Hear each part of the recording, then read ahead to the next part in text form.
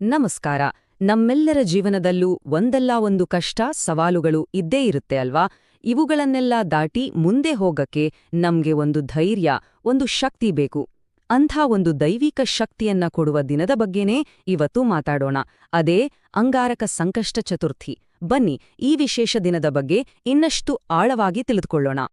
ಜೀವನದಲ್ಲಿ ಪದೇ ಪದೇ ಬರುವ ಅಡೆತಡೆಗಳನ್ನ ನಿವಾರಣೆ ಮಾಡಿಕೊಂಡು ಮನಸ್ಸಿಗೆ ಒಂದು ನೆಮ್ಮದಿ, ಒಂದು ಶಾಂತಿಯನ್ನ ಕಂಡುಕೊಳ್ಳೋದು ಹೇಗೆ?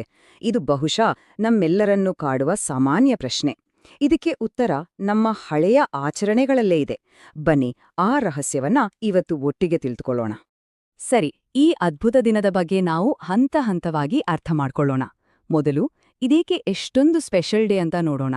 ಆಮೇಲೆ ಅಂಗಾರಕ ಸಂಕಷ್ಟ ಚತುರ್ಥಿ ಅಂದ್ರೆ ನಿಜವಾಗಿ ಏನು, ಅದರ ಮಹತ್ವ ಎಂಥದ್ದು ಅಂತ ತಿಳಿಯೋಣ. ನಂತರ ಪೂಜಾ ವಿಧಾನಗಳು ಹೇಗಿರುತ್ತೆ ಅಂತ ನೋಡಿ, ಕೊನೆಗೆ ಈ ವ್ರತ ಮಾಡಿದ್ರೆ ಸಿಗೋ ಫಲಗಳೇನು ಅಂತ ಚರ್ಚಿಸೋಣ. ಮೊದಲಿಗೆ ಈ ದಿನದ ಬಗ್ಗೆ ಒಂದು ಪರಿಚಯ ಮಾಡಿಕೊಳ್ಳೋಣ.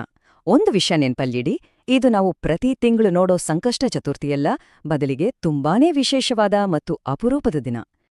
ಇಲ್ಲಿ ಗಮನಿಸಿ, 2026ರ ಮೊದಲ ಅಂಗಾರಕ ಸಂಕಷ್ಟ ಚತುರ್ಥಿ ಜನವರಿ 6ನೇ ತಾರೀಕು ಬರ್ತಾ ಇದೆ.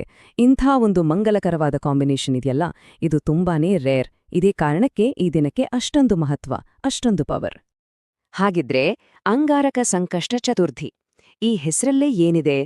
ಬನ್ನಿ, ಈ ಪದದ ಅರ್ಥವನ್ನ ಸ್ವಲ್ಪ ಬಿಡಿಸಿ ನೋಡೋಣ, ಆಗ ಎಲ್ಲವೂ ಸ್ಪಷ್ಟವಾಗುತ್ತೆ.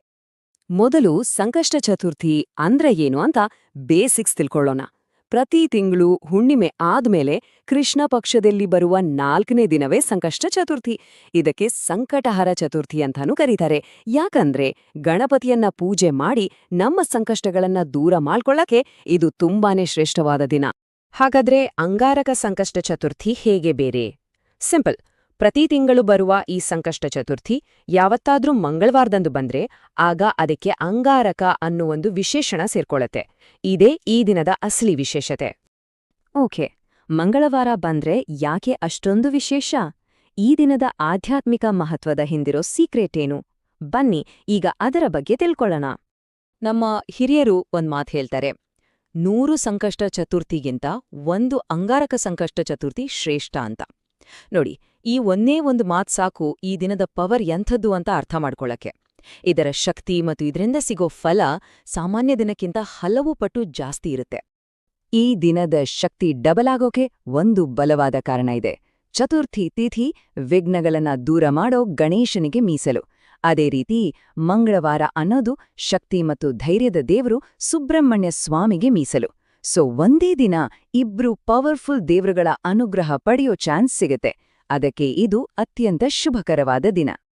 ಸರಿ, ಈಗ ಈ ವಿಶೇಷ ದಿನದಂದು ಪೂಜೆಯನ್ನ ಹೇಗೆ ಮಾಡ್ಬೇಕು, ಯಾವೆಲ್ಲ ನಿಯಮಗಳನ್ನ ಪಾಲಿಸ್ಬೇಕು, ಅದರ ಬಗ್ಗೆ ವಿವರವಾಗಿ ನೋಡೋಣ ಬನ್ನಿ. ಗಣಪತಿಯನ್ನ ಮೆಚ್ಚಿಸೋಕೆ ಅವನಿಗೆ ತುಂಬಾನೇ ಇಷ್ಟವಾದ ವಸ್ತುಗಳನ್ನ ಅರ್ಪಿಸ್ಬೇಕು.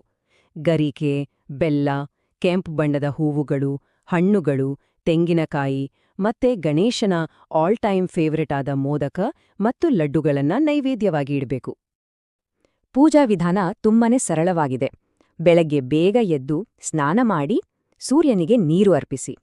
ಆಮೇಲೆ ಮನೆಯಲ್ಲೇ ಗಣಪತಿಯ ಮೂರ್ತಿ ಮುಂದೆ ಒಂದು ತುಪ್ಪದ ದೀಪ ಹಚ್ಚಿ ಪೂಜೆ ಮಾಡಿ. ಈ ದಿನ ಪೂರ್ತಿ ಉಪವಾಸ ಇದ್ದು ಸಂಕಷ್ಟಹರ ಗಣೇಶ ಸ್ತೋತ್ರ ಪಠಿಸಿದ್ರೆ ತುಂಬಾನೇ ಒಳ್ಳೆಯದು. ಸಂಜೆ ಚಂದ್ರ ಹುಟ್ಟೋವರೆಗೂ ಭಕ್ತಿಯಿಂದ ಇದ್ದು ಚಂದ್ರನಿಗೆ ಪೂಜೆ ಮಾಡಿ ಆನಂತರ ಉಪವಾಸವನ್ನ ಮುಗಿಸಬೇಕು. ಇಷ್ಟೆಲ್ಲ ನಿಯಮಬದ್ಧವಾಗಿ ವ್ರತ ಆಚರಿಸೋದ್ರಿಂದ ಆಗೋ ಪ್ರಯೋಜನವಾದ್ರೂ ಏನು? ಈ ಪವಿತ್ರ ದಿನದ ಪೂಜೆಯಿಂದ ಸಿಗೋ ಫಲಗಳೇನು? ಬನ್ನಿ, ಈಗ ಅದ್ರ ಬಗ್ಗೆ ಮಾತಾಡೋಣ. ಈ ವ್ರತದ ಪ್ರಮುಖ ಫಲ ಅಂದ್ರೇನೆ ವಿಘ್ನಗಳ ನಿವಾರಣೆ.